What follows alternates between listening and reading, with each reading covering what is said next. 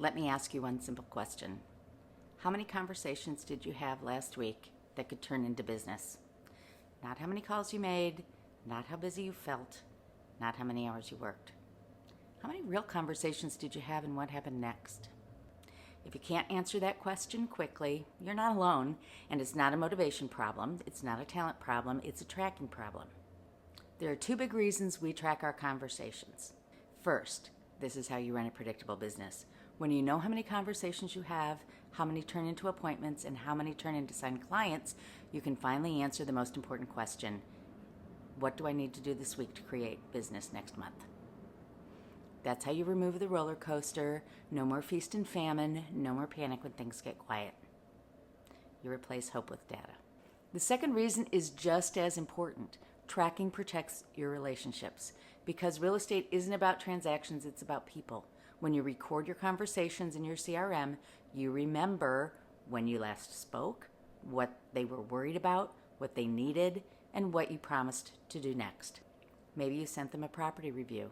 Maybe they were thinking about moving next year. Maybe their daughter started college. That information matters. And if you don't write it down, you lose it. Here's the way I want you to think about this. You're not done baking the cake until you clean up the kitchen. And in real estate, you're not done with the conversation until you record it in your CRM. The call is not finished, the appointment's not finished, and the relationship isn't finished until the notes are written. And the next step is scheduled. That's what professionals do.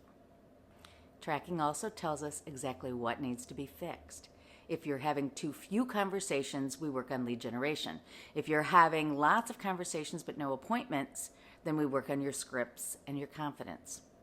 If you're getting appointments but no signed clients, we work on your presentation and your follow-up.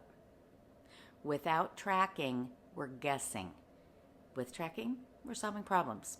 And when you solve problems, you grow faster and you work less hard.